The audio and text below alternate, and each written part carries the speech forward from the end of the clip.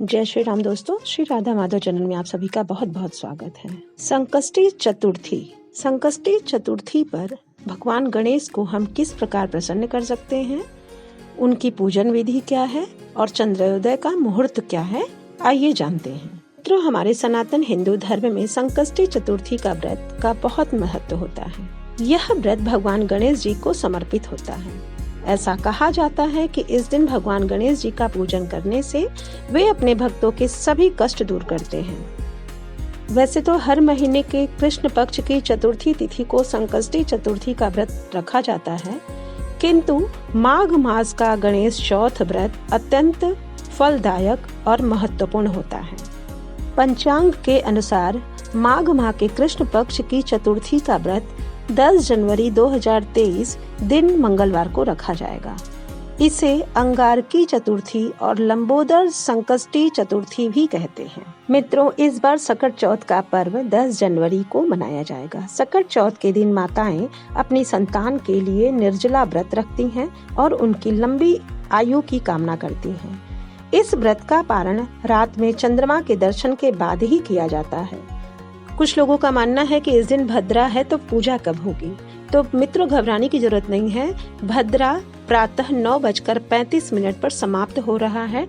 उसके बाद स्थायी जय योग तथा सर्वार्थ सिद्धि योग जो कि 7:11 तक है। सर्वार्थ सिद्धि योग होने के कारण गणेश चौथ का महत्व बढ़ जाता है। माघ कृष्ण पक्ष चतुर्थी तिथि का प्रारंभ 10 जनवरी 2023 को 12:05 से शुरू हो रहा है और इसकी समाप्ति होगी 11 जनवरी 2023 2:31 पर।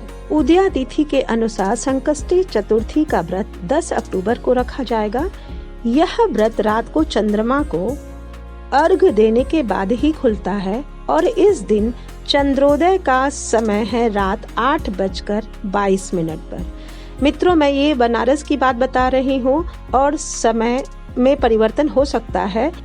हर शहर में चंद्रोदय का समय 10-5 आगे पीछे हो सकता है। भगवान गणेश की पूजा का विधान क्या है या संकष्टी चतुर्थी व्रत में पूजा विधि क्या है, आइए जानते हैं।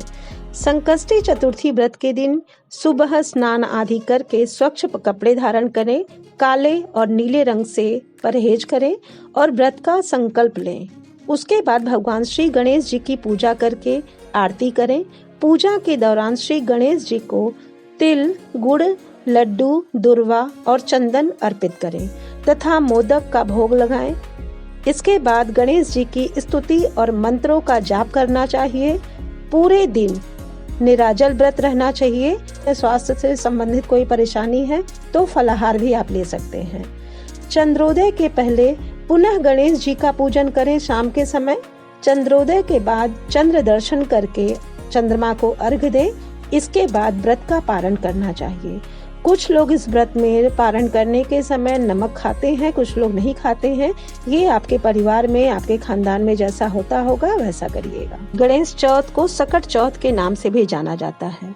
मित्रों, सकट चौथ के दिन अगर आप कुछ ये महत्वपूर्ण उपाय करते हैं तो आपके जीवन में आने वाली समस्त बाधाएं, समस्त दिक्कतें सब दूर हो जाएंगी और आपकी सभी मनोकामना पूरी होगी। सकट चौथ के दिन सुपारी और इलायची का बहुत महत्वपूर्ण उपाय होता है। गणेश जी के सामने 2 सुपारी और 2 इलायची रखकर इनका पूजन करें। इस उपाय से भगवान गणेश की कृपा होती है और आपके कार्य में आने वाली सारी दिक्कतें, परेशानियां दूर हो जाती हैं।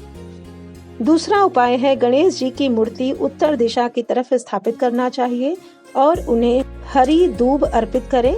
इसके बाद किसी लाल आसन पर बैठकर 108 बार ओम नमो भगवते गजाननाय का जाप करना चाहिए। इससे आपकी मनोकामना पूरी होगी। अगला उपाय है गणपति की पूजा में तिल के लड्डू, गुड़, रोली, मौली, चावल, तांबे के लोटे में जल, धूप और प्रसाद के तौर पर केला और मोदक रखना चाहिए। इन चीजों से भगवान गणेश शीघ्र प्रसन्न हो जाते हैं और मनचाहा आशीर्वाद आपको प्राप्त होता है। हर काम में सफलता पाने के लिए भगवान गणेश के सामने धूप दीप जलाकर उनके मंत्रों का जाप करना चाहिए।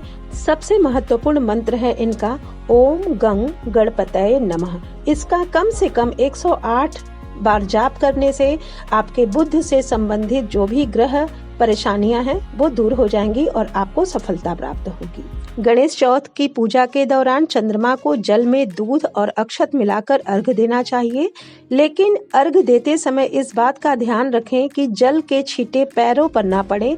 किसी बाल्टी में, टब में या किसी गमले में ही उसका जल पड़ना चाहिए। एक महत्वपूर्ण उपाय है, गणेश जी की पूजा करते समय एक लाल कपड़ा लें, उसमें श्री यंत्र और उसके बीच में सुपारी रख दें।